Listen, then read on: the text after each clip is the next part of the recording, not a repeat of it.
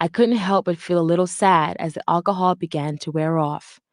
I wanted this moment to last forever. The laughing, the sips of premium champagne, the loud music, and carefree feelings.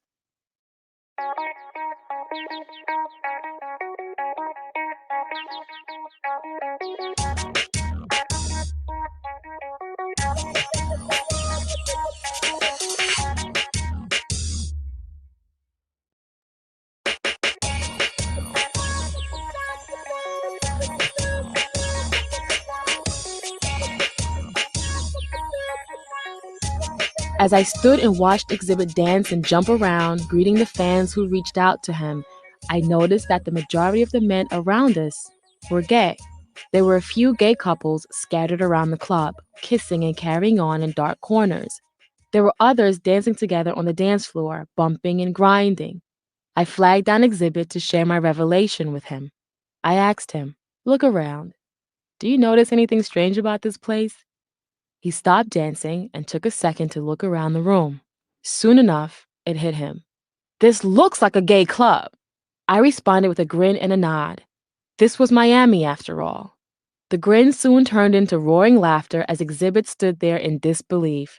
"Did this motherfucker just bring us to a gay club?" he asked, laughing and laying aside, for a moment, the usual macho mantle that cloaks most rappers. Again, I responded with a loud roar of laughter. We finished the night at the club and soon made our way back to the Turnberry Resort. It was a night to remember, and we stayed up until about 9 in the morning, making love and laughing about the night we had out with Diddy. But it wasn't over yet. The next night would be Diddy's big New Year's Eve bash at the Shore Club. It was the first time I had ever seen X dressed formally, and he looked handsome. I wore a black strapless dress with a fish fin bottom. We were then chauffeured to the event and arrived in style and right on time. I found myself walking tall next to him on the receiving carpet. My back straightened even more as I noticed the young women Diddy had hired to stand on pedestals on either side of the entrance, dressed like angels. The party started in a large reception area and spilled out to the Olympic-sized pool. There were stilt walkers, fireworks, and synchronized swimmers. It was a magical night, and people came from all over the country to celebrate the new year with Diddy. There was free-flowing champagne and food for everyone. Exhibit and I drank, ate, and danced the night away. As usual, we would separate for a while and mingle on our own, then catch up with each other to report what we saw and who we spoke to. The night was filled with endless laughter and euphoria. By this time, I had not used drugs since my seizures 2 months earlier, and even though most everyone around me indulged in ecstasy, I stayed away. I did indulge, and maybe even overindulge, in the readily available champagne and liquor. By the end of the party, Exhibit and I were eager to get back to our suite and dive into each other. That's exactly what we did, and for the next week and a half, we were so into each other, I wanted it to continue once we returned to Los Angeles. What felt like months away in a tropical paradise quickly came to an end, however. On the last day of the vacation, January 3rd, 2002, I slowly packed my bags while holding back the tears. I had no stability to go back to and longed for a way to start over again. Exhibit and I sat across from each other in the living room of the suite. I watched him roll a blunt with precision and care so as not to damage the delicate tobacco leaves or spill the last of his weed. He began to go over the events of the last 2 weeks, recounting all the fun we'd had in Miami. Then he talked about the year that had just passed and all he expected out of 2002. X had great plans and ideas for his life, and we discussed his business goals and the money he would make and save. He had a 5-year plan, which laid out how his career would be built and its effect on his family, especially his young son, who he raises as a single dad. He had it all together, and the gleam in his eyes showed his enthusiasm and hopes for the future. As he came to the end of describing his 5-year plan, he looked up from his blunt and asked me, "So what's your plan?" Sadly enough, I had no answer because there wasn't a plan. All of my belongings were in storage and in the back of my car. I had nowhere to live and didn't have enough money to start over. As I sat there, terrified, watching him smoke his blunt, I fought back the biggest cry of my life. The flight back was long for me as I sat up in my first class seat while X napped the whole way. My mind was racing, trying to figure out what I would do when we touched down in Los Angeles. The party was over, and I was the only one with nothing to do and nowhere to go. We pulled up to Exhibit's house, and I packed all of my things into the back seat of my car, gave him a long, deep hug, and said goodbye. He had a lot to do and was eager to get back to his life. Though I was longing to stay with him, it was back to the extended stay hotel for me. Once I arrived there, I placed a postcard of the Turnberry Resort on the mirror next to a picture of my son with Santa Claus, which we'd taken a few weeks before. I missed Miami as if it were my home, and I missed my son, wishing I could give him a home. My life was a mess. Chapter 15. I Choose Life. By February 2002, I had gotten used to living in and out of hotel rooms. I was in survival mode, but wasn't necessarily living. I had gone back to being an exotic dancer, hating every minute of it, but I had a little boy depending on me. However, out of the mud came a rose, and I slowly but surely started to dig my way out of that life. While in my hotel room just a few days after returning from Miami, I began rummaging through my belongings when I came across a shoebox that had been taped shut. In the box, I had stored a lot of memories, backstage passes, pictures, airline tickets, and the like. I opened the box and began sifting through this archive of my life and instantly began to cry. Here I was in this tiny room with all of my belongings stored in my car and my entire life stuffed into a shoebox. Everyone I knew, everywhere I had been, it was all there, and none of it worth anything anymore. None of it had gotten me any further in life. If anything, I had regressed and become less of a person than I was ever meant to be. I thought about how it all began and those first few months in Los Angeles, how all my life I had been running from one form of abuse to another, and how now I was the one abusing myself. Sitting on the floor, I cried, and it pained me so terribly that I rose to my knees and began to pray. I could barely get the words out for the sobbing, but I knew that he would hear me. I admitted things to myself that I had never confessed to before, and asked God to forgive me and help me get my life back. I begged him to show me the way and assured him that I was ready now to listen and to follow. I cried and prayed for 45 minutes, and by the end of the prayer, I was weak and motionless. I needed help, and the only one who could help me was him. Within 3 days of my first real plea to God, I met two people who would help change my life. I met an attorney at the club and began having dinner with him on the weekends. He was maybe 70 years old, and all he wanted was long dinners at his favorite Japanese restaurant. At the end of every meal, he would hand me an envelope filled with $2,500 in cash. Every Saturday, it was the same deal. He told me there was another plan for me and that I was too special to be dancing at the club. This money allowed me to stay out of the club and to pursue other interests, such as developing my auditioning and writing abilities. To me, he was an angel on earth. Around this time, I also met a man named Mario. Although I wasn't romantically interested in him, he pursued me intently, and in the process, he became someone I trusted.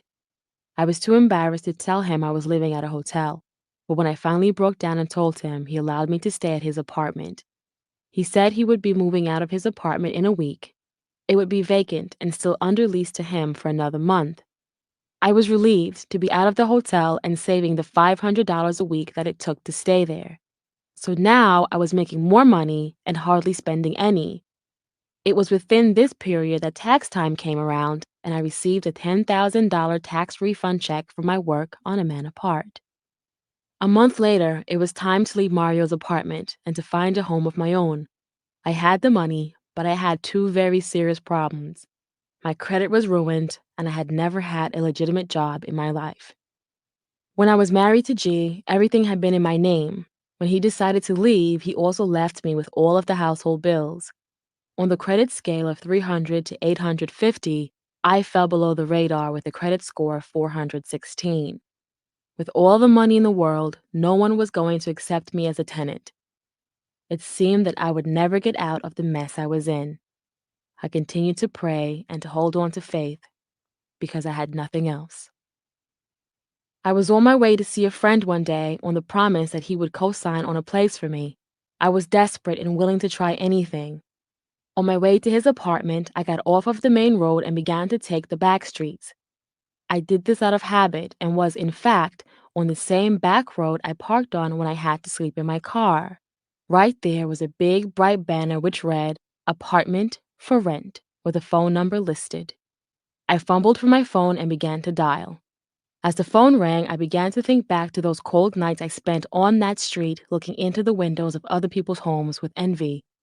There was no rational reason why this building's manager should give me a different answer than the others I had applied to, but I felt positive nonetheless. The phone continued to ring as I drove past the building, and then an answer. With a bit of charm, I set an appointment within the hour. My nerves were bad, and I began to shake. I felt that this could be my last chance. Mario's lease was about to expire, and I didn't want to waste any more money on hotels. This had to work. It just had to.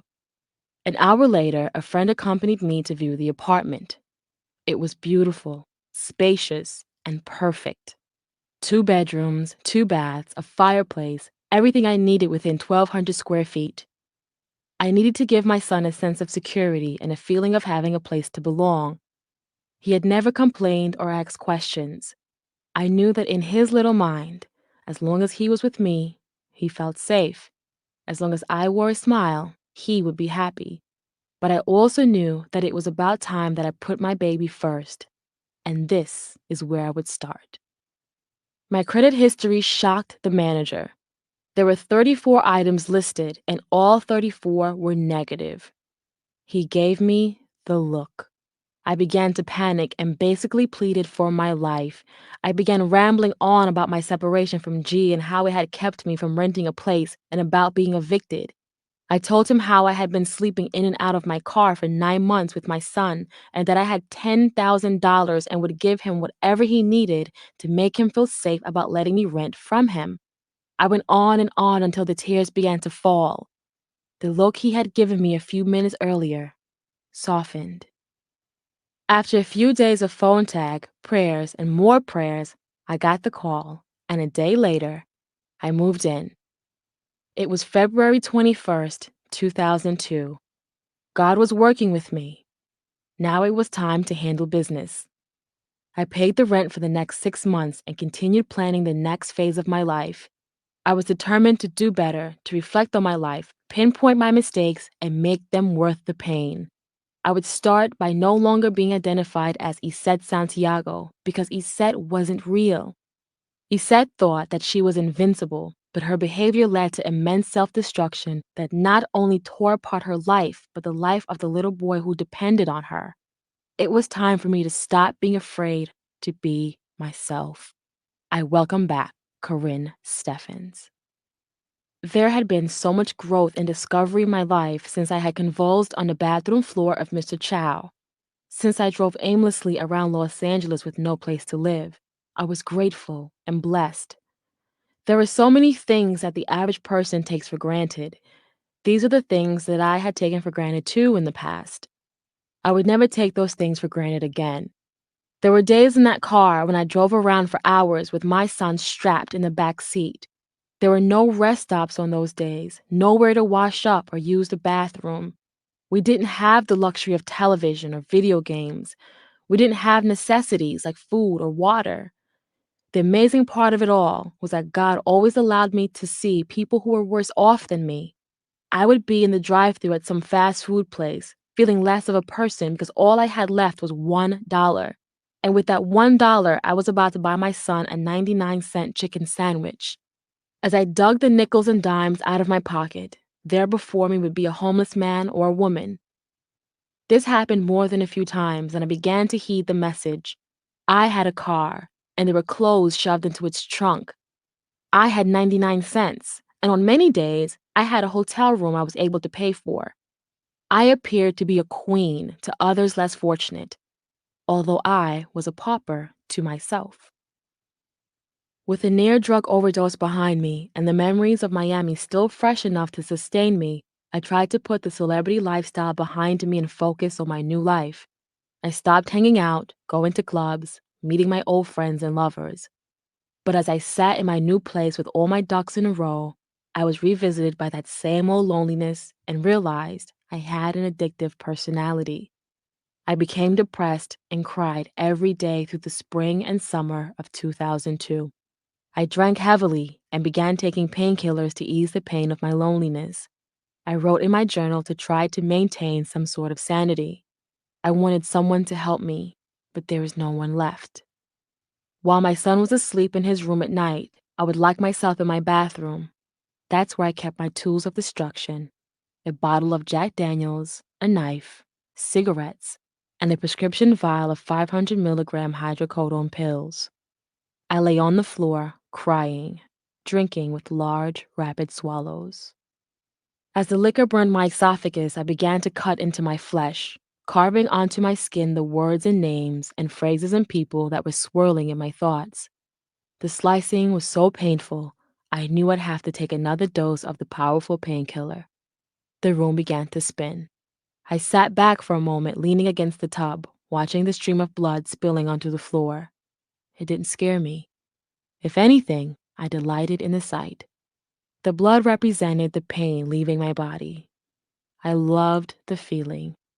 Ironically, it seemed to make me feel alive again, knowing some of the pain was escaping my raging flesh. I turned 24 in August 2002, the same day that the Soul Train Lady of Soul Awards were in Los Angeles. Consequently, a lot of artists were in town. While walking around with a friend, we ran into Ja. I told him it was my birthday, and he invited us to meet him at his house for a little get-together to celebrate the occasion. I was game. Before going to Ja's house, we drove to Orange County, about 2 hours south of Los Angeles, for a summer series concert where Ja was performing. I felt happy to be there.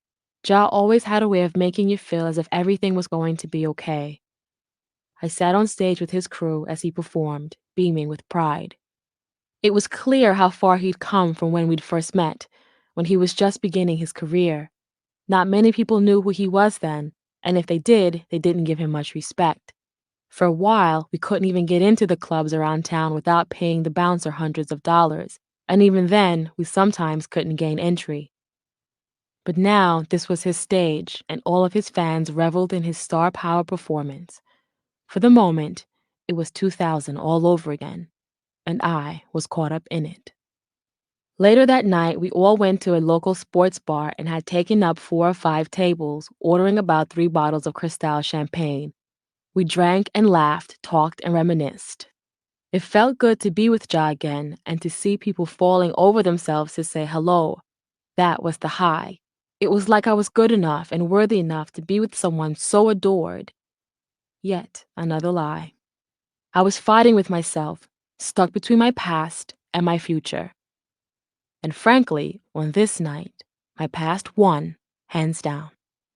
The party continued back at the house, and soon Ja and I were in his room behind locked doors. We were drunk by this time and had slipped back into our comfortable old ways. It was like putting on my favorite robe and house slippers. I knew this man. We talked about everything: his life, his career. This was around the time when 50 Cent debuted, and there was still unfinished beef between them. I was taken back to one day in 2000 when Ja called from New York and said he was in trouble. Later that night, he flew into Los Angeles and stayed for almost a year while recording his album Rule 336. We hung out that night, and Ja told me what the trouble had been. He and Murder Inc. had somehow become involved in an altercation with 50 Cent in a New York studio, and now, 2 years later, 50 Cent was gaining weight in the industry and speaking out against Ja. As we talked about it, I can see the concern on his face. I tried to be supportive, but deep down, I knew Ja's reign would come to an end, as it does with most artists, and 50 would be his successor, for the moment. Just then, as she had done a couple of years before, Ja's wife called. I sat on the edge of the bed, sipping champagne, listening to them argue. She was in New York and pregnant again with their third child. It was history repeating itself. The only difference was that this time the gripe wasn't about me, but about Ashanti, Murder Inc.'s first lady. Ja's wife was positive that Ja was sleeping with Ashanti, though he denied it. Even I knew that wasn't true. The distraction with Ja was just that, a distraction, and put me in a kind of social limbo. I knew I had to work on changing my ways, and that change would come only with my continued prayer and discipline. I still needed help and would be for the rest of my life under construction. Still, even as I teetered between worlds, I welcomed my mistakes because from them would come my salvation. I tried to share the lessons I was learning with a friend, Merlin Santana, who I befriended in April 2000, not long after I arrived in Los Angeles. I had first seen Merlin as a child actor when he appeared on The Cosby Show, and at this time he was a cast member of The Steve Harvey Show, playing the hunky high school heartthrob, Romeo. When we first met, we were instantly attracted to each other, and over the next 2 years would maintain a relationship which would be more off than on. In October 2002, I received a call from Chuck. He heard that Merlin was looking for me, which was strange since I had not been in touch with him for almost a year. I was curious and needed to know why the frantic rush to find me. Hours later, Merlin called. We caught up on the latest events of each other's life and vowed to keep in touch. In the back of my mind, though, I still didn't understand. It just seemed odd to me that after all this time, he would start this chain of events to find me. There was something bigger in motion, but I didn't know what. More conversations between us followed, and soon he came to visit me at my home. The first visit was late, around 2 in the morning. I had just left the party given by Wesley Snipes at his house in Venice Beach. Merlin called as he was leaving a club. I could hear in his voice that something was wrong, and I wanted to help. I knew him and his habit of roaming the streets all hours of the night and early morning. I wanted him to visit me and let me know what was going on with him, with the hope of keeping him off the streets, if only for one night. After I arrived home, he called me from his truck. I told him the code to buzz himself into the security gate. After 2 minutes, he still hadn't buzzed. After I called to see where he was, we both realized he was at the wrong building. He seemed disoriented, so I stayed on the phone and reeled him in. When he reached my front door, he looked awful. He was wearing a filthy white t-shirt that was ripped and blue sweatpants that were washed out and appeared dirty. His face was oily and also seemed as though it hadn't been washed in days. This wasn't the conceited, meticulous Merlin who I had once known. For the next 3 hours, we sat on my sofa and talked. The things he said were shocking, and I realized just how lost he was. Merlin took me back to his abusive childhood, things he had never shared with anyone. I cried with him because I knew his pain. He told me he hadn't been feeling worthy since the Steve Harvey show had been canceled. He thought the cancellation of the show was why he wasn't being respected by people and at the local clubs, which no longer allowed him entry.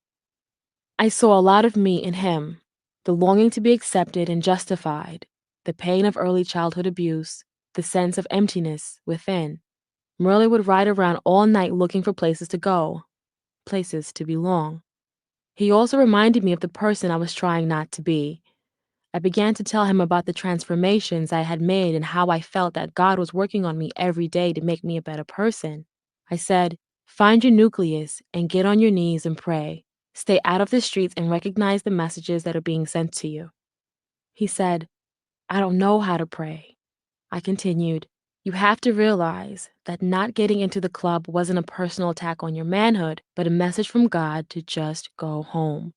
Roaming the streets will kill you if you can't humble yourself and ask God to show you what to do. All you have to do is ask. With tears in his eyes, he told me, if you and I were together again, I would have a reason to stay home. You could change me if you would just give me another chance. His words sounded sincere, but I knew better. I told him of all the things I had learned thus far, but that I still had a very long way to go. Merlin looked me square in the eye and told me he couldn't do those things, that he didn't know how. It hurt to hear him accept defeat before trying. With that, he was ready to leave. It was 5 in the morning, and he left to roam the streets again. It wouldn't be the last time I saw Merlin. The following week, he came back. But this time, his visit frightened me. It seemed as if those first few seconds we were together passed in slow motion. I answered my door to see him cloaked in black. On anyone else, this would have been nothing, but for some reason, the color was symbolic of his life. He was living in a shroud of darkness. Merlin had forgotten his blue and white pin-striped Yankees hat during his last visit and came to retrieve it. We lay on my bed that night and talked some more. He assumed I didn't want to be with him because his show was canceled. "You'll want me when I'm back on, and I'll come back for you." We kissed that night, as we had during his initial visit, and it felt wrong. I told him that nothing sexual would happen, but I would like for him to stay. He was hungry, and I was prepared to feed him and maybe watch a movie. Anything would be better than letting him go back into the streets again.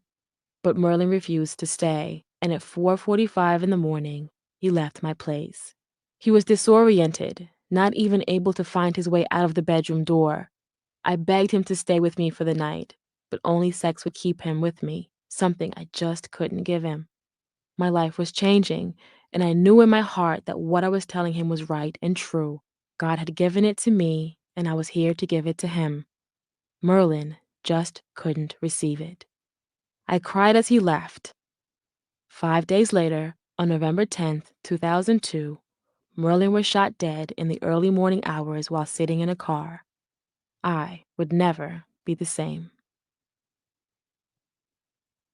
Chapter 16.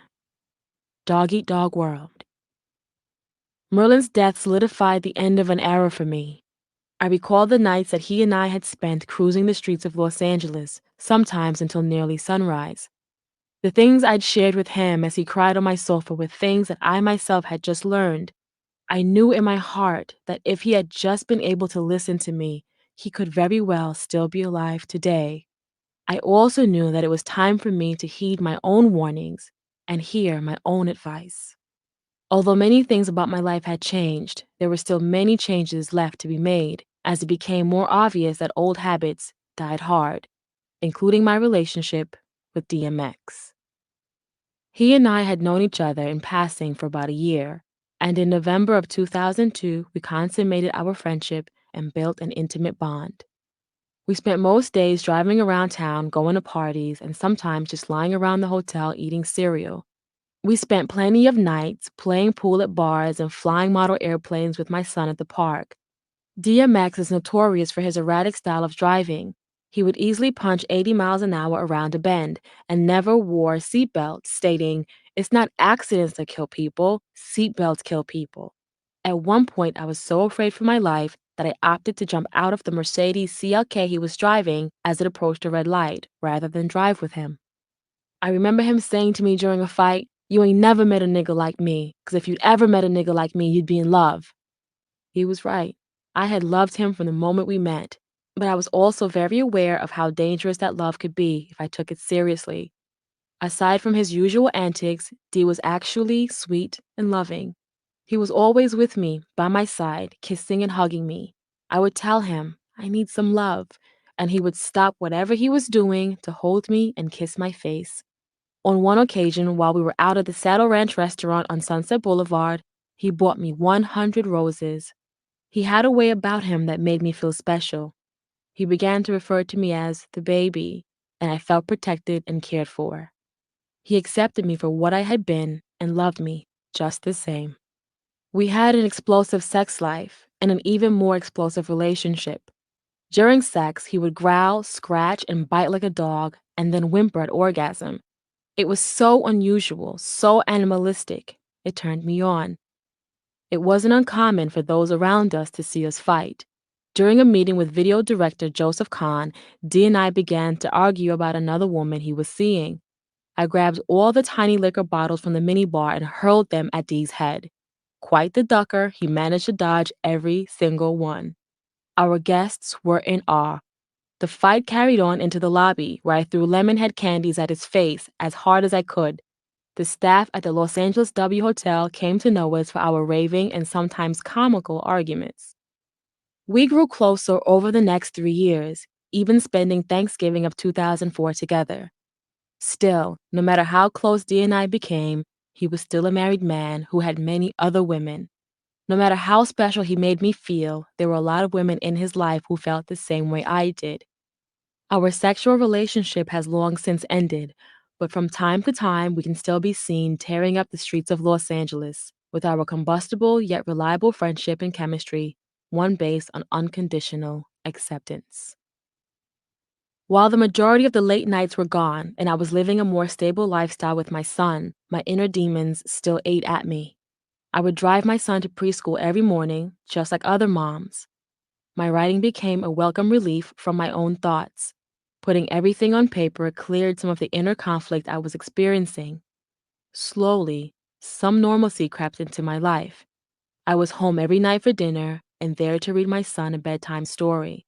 But when he was asleep and the house was quiet and all the chores of the day were done, I felt an incredible emptiness. I spent most of those nights crying, depressed, and lonely. I was paying the toll for all the years of misjudgments in my life. Though I had given up cutting myself, the loneliness still ate away at me. I filled the emptiness with another body, Bobby Brown. Bobby was a longtime associate of G and Chuck, but it was Irv Gotti who introduced us in the same way that he introduced me and Diddy. We met on October 16th, 2002, and from that day, he did everything in his power to spend time with me in Los Angeles. Bobby was loving and generous. Our relationship didn't last long because, in addition to his high profile marriage to Whitney Houston, I also realized there was a serious problem. I never witnessed him use drugs, but I did witness behavior which made me think if he wasn't on drugs, he needed to be committed. Bobby would nod off at odd times. I remember talking to him while he sat on the toilet, nodding off continually during the conversation. I knew something wasn't right, but it would take a while for me to figure out just how wrong things were. I easily became a part of Bobby's Los Angeles circle, including his goddaughter, who I had known for years before meeting him. He had plenty of friends in Los Angeles, and they would help us keep in touch while Bobby was back in Atlanta, where he and Whitney have a home. His brother, nephews, and bodyguards were all aware of our relationship. Even his oldest son, who lives in Los Angeles, knew about me. Eventually, I was told that Whitney had become very aware of our relationship as well. Bobby and Whitney were going through what seemed to be a brief separation. She spent months at the side of her ailing father in New Jersey. While Bobby was left to fend for himself, he and I found ways and reasons for him to come to Los Angeles to spend time with me. We spent a couple of weeks at the Ritz in Marina del Rey, a waterfront community just 20 minutes south of Beverly Hills. The staff at the hotel addressed me as Miss Brown. I can't imagine what they must have thought. Bobby and I casually and publicly traipsed through the hotel, hugging, kissing, and carrying on. We would have dinner with friends as well as with his oldest son and nephews. We had lunch at beachfront restaurants in plain view of the world, and on one occasion we fed each other raw oysters for 2 hours at a popular seafood restaurant close to the Santa Monica Pier.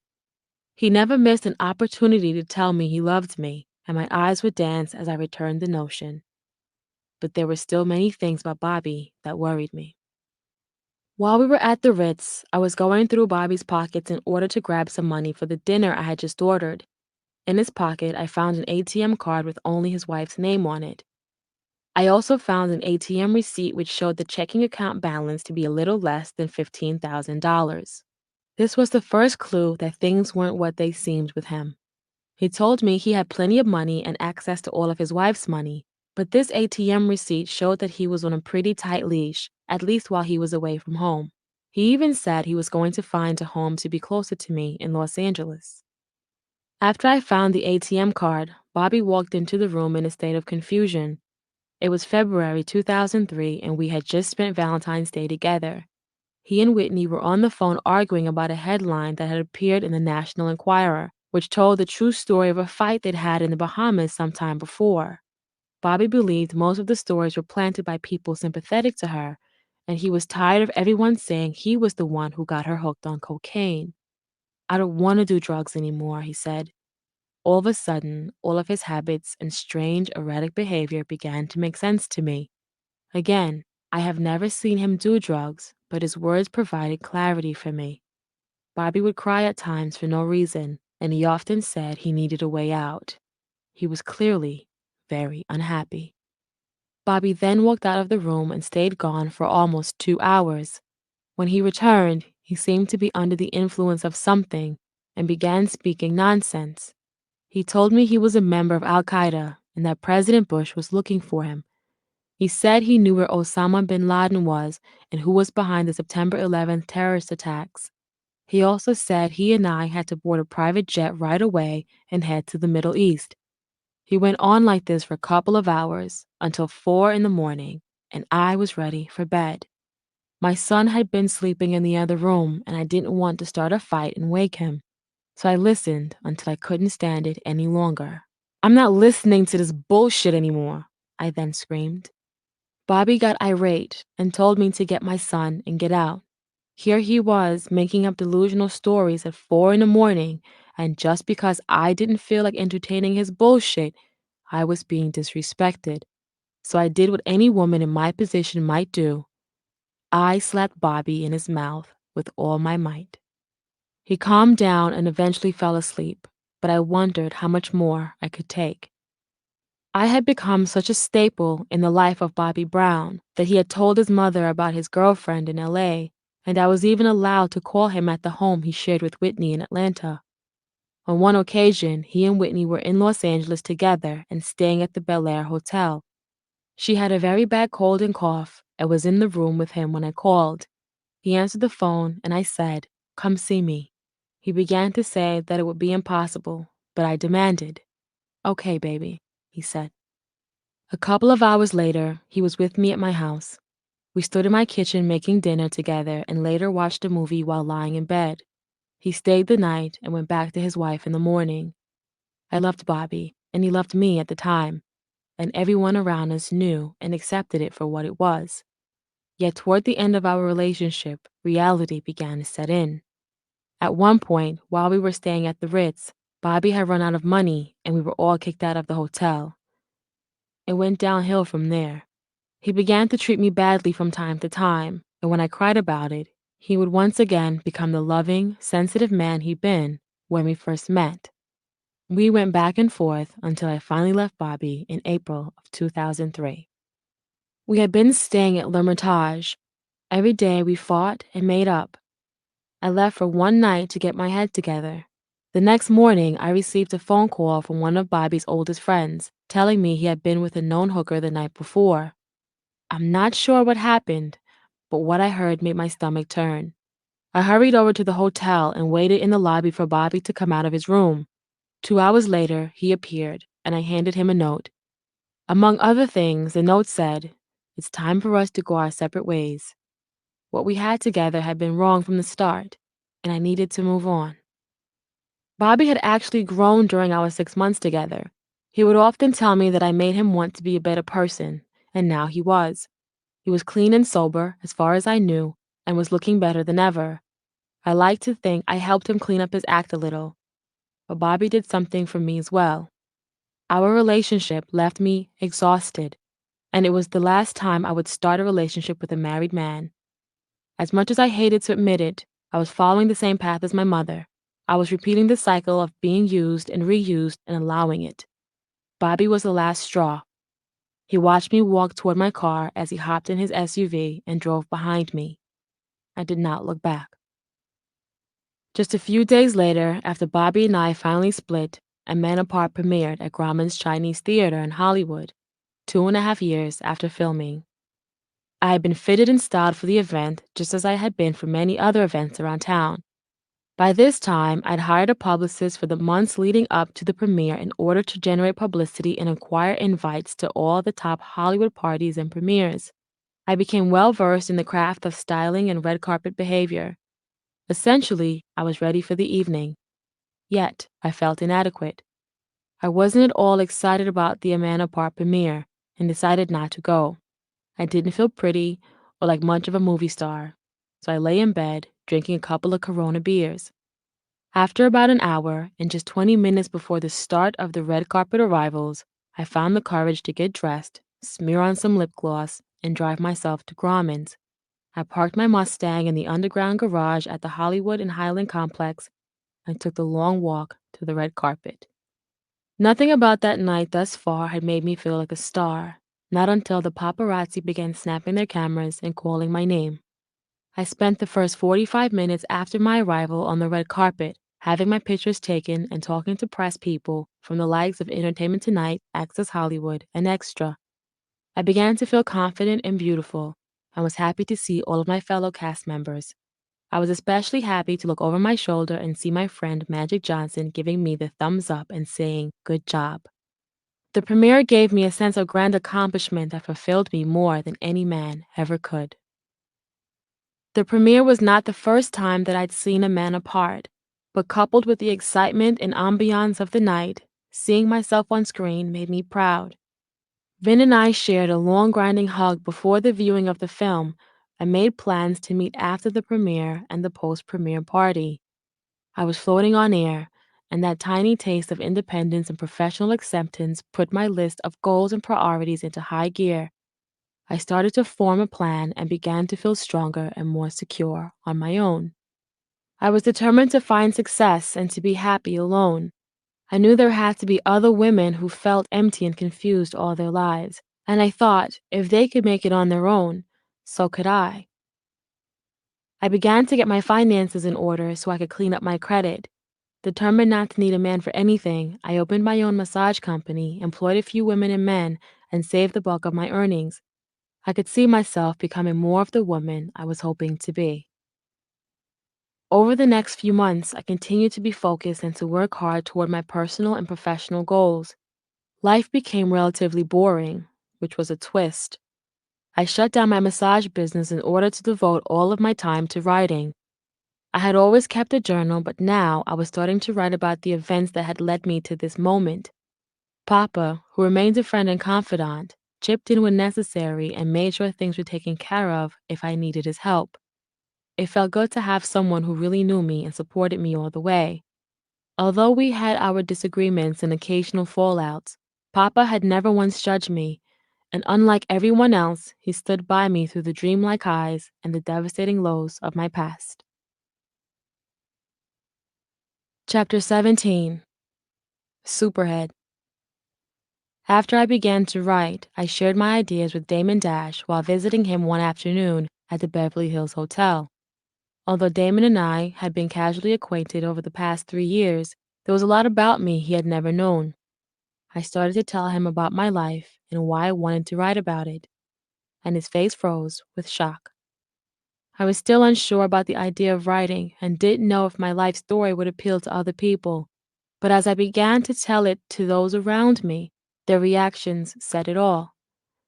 Damon immediately called Fox Searchlight, and the very next day, a Fox executive met with us and brought director Ben Younger of Boiler Room to meet me and hear my story.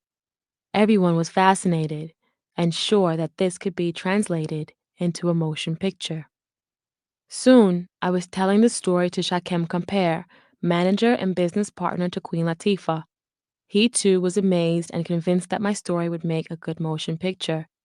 Not too long after telling Shakem, I repeated the story to well-known music executive Andre Harrell while sitting poolside at the St. Regis Hotel in Los Angeles.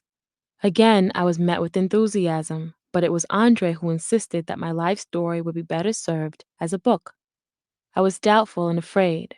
Writing a book seemed such an intimidating idea, but every time I saw Andre after our talk, usually at the Four Seasons popular Sunday brunch, he would insist, "You need to write that book." I was telling some of the most influential men in the entertainment business about my life and my idea of writing about it, and they were unanimous in their opinion. It was necessary to write my story because I had something to say, and it should be heard by young women everywhere. I became more confident and convinced I could make this happen, with a little help from my friends.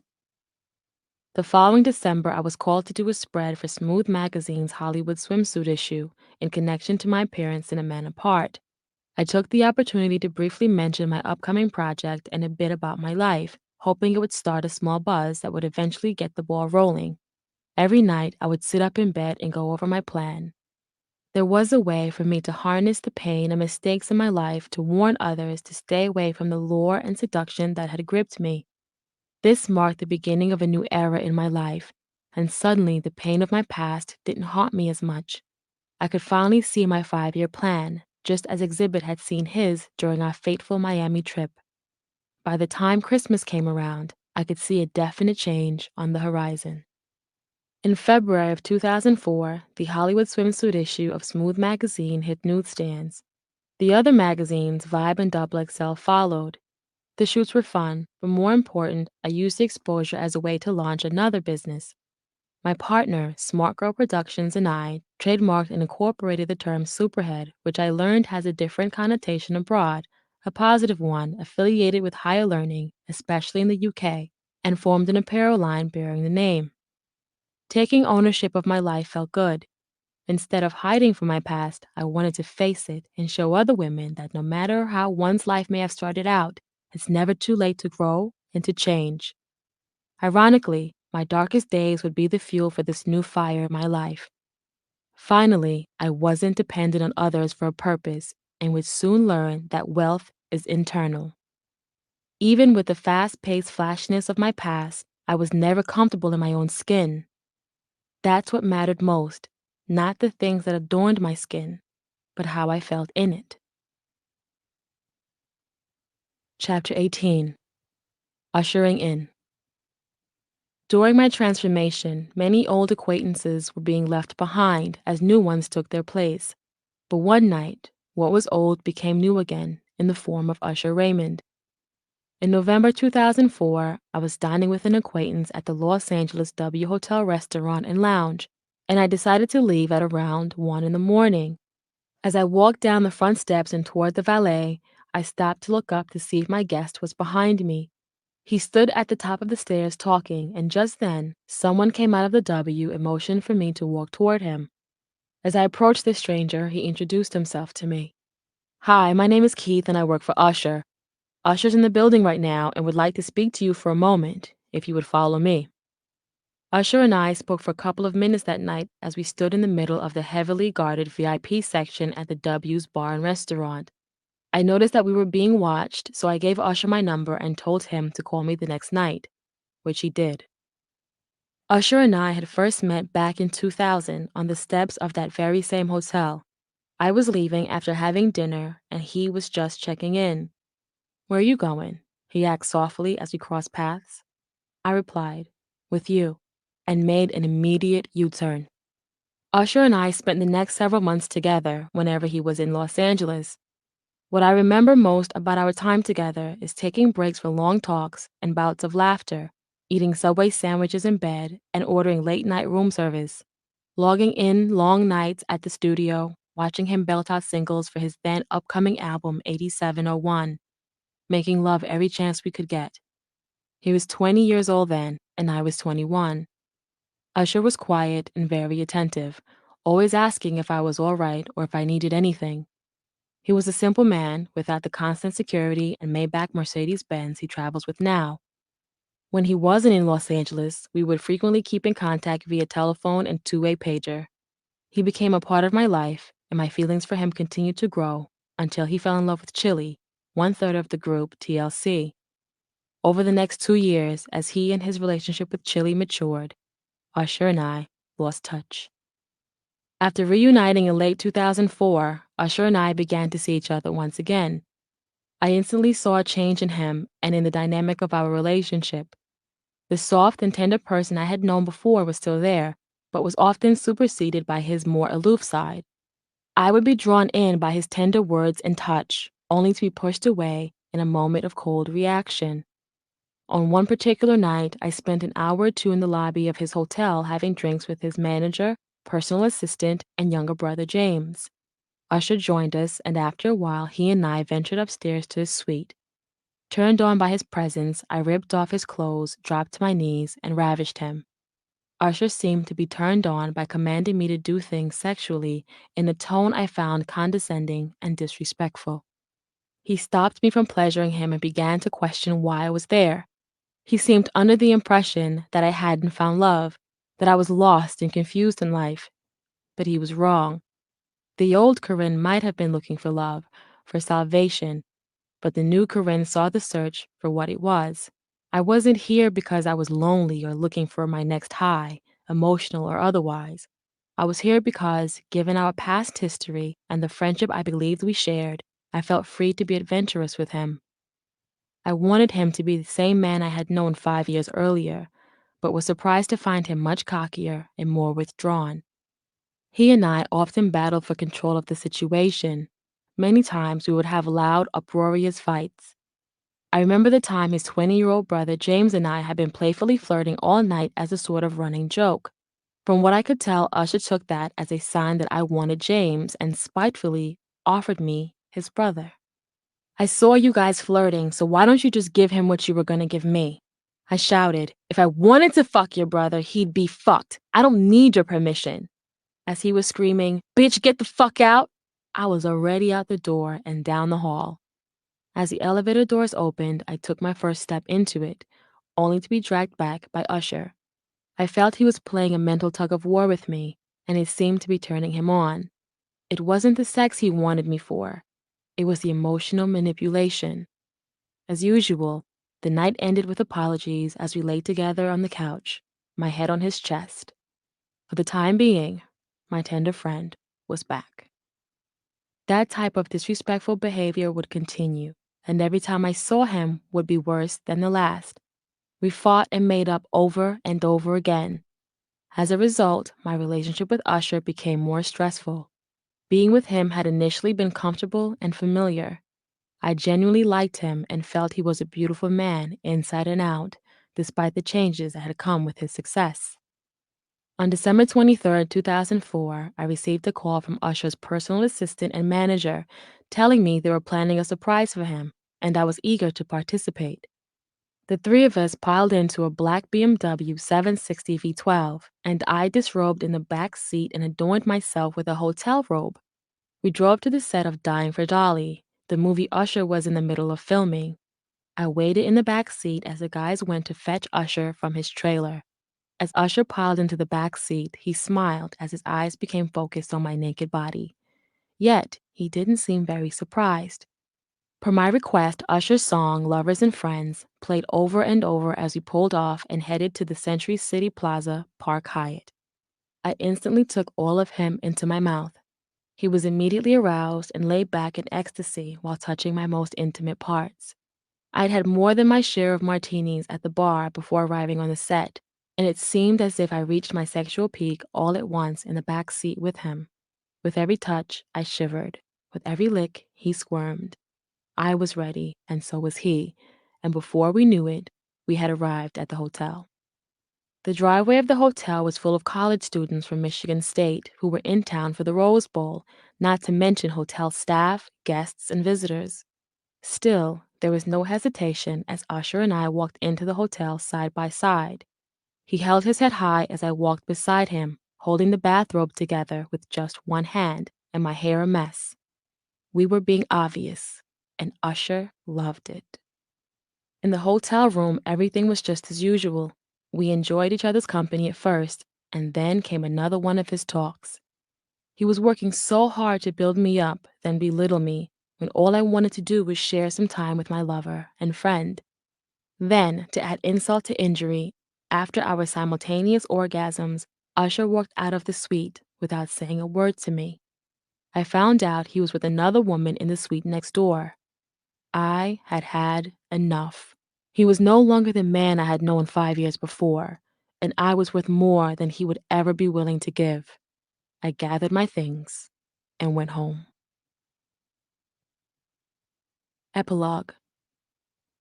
Although the quality of my life has changed, I still enjoy an exciting lifestyle with celebrity colleagues, friends, and lovers.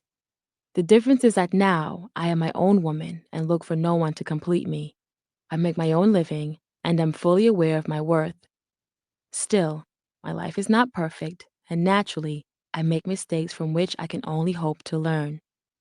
My life has been an amazing ride, and there are a lot of things that had to be done to get to the point of peace and acceptance where I am now. By the grace of God, I made it through a traumatizing childhood Went from being an exotic dancer and a teenage runaway to being a wife and mother in just a few short years, all before I turned 20 years old. I escaped death at the hand of a tyrant husband, only to be thrust into the dizzying grip of the Los Angeles party life. I was loved by a then self-proclaimed pimp, seduced by an entire industry, and consequently got so caught up that I was convinced I was one of them, a star with seemingly endless reserves of wealth, access, and power. It couldn't have been further from the truth. I was also in love with love, and all the stories I had heard and read about it. I needed it so badly that I settled for a love of my own creation and imagination too many times. In my heart, I had loved them all, and it is clear to me now that none of them had ever loved me. I've lived the kind of life which could easily have killed some people and driven many others insane. I am a strong believer in the adage, to whom much is given, much is required. As I grow older, I realize that I had to go through it all in order to reach my destiny in life. I had to be who I am in order to help the thousands of young girls who write to me on my website to ask for advice. I used to pity myself, but now I rejoice in who I have become and I'm excited about who I will be. Sure, I still have my connections and acquaintances in the business of entertainment, but now I only do things that add happiness to my life. It's easier for me to walk away from things and people that don't uplift me. And finally, I am in love, and it has nothing to do with the man in my life or any other man I've ever come across. I'm in love with my son and the life that we have together.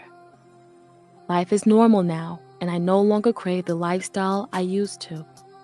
There are blockbuster movie nights and dinner parties at home with friends, PTA meetings, and birthday parties for my son and his classmates, watching him play football on Saturdays and lazy Sundays in bed with nowhere to go.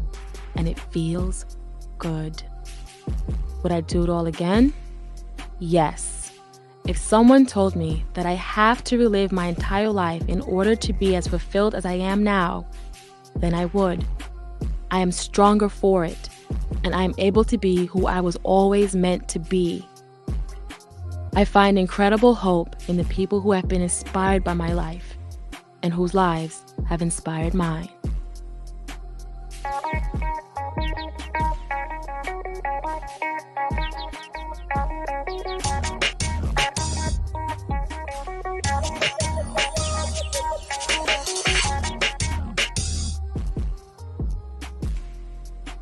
Salute, and thank you all that watched all 3 parts of this 3 out of 3 series, guys. I hope you was entertained. I hope you was highly informed and educated. This book was influential in a lot of ways, guys. Know what I mean, and ladies, I hope you can learn from her mistakes.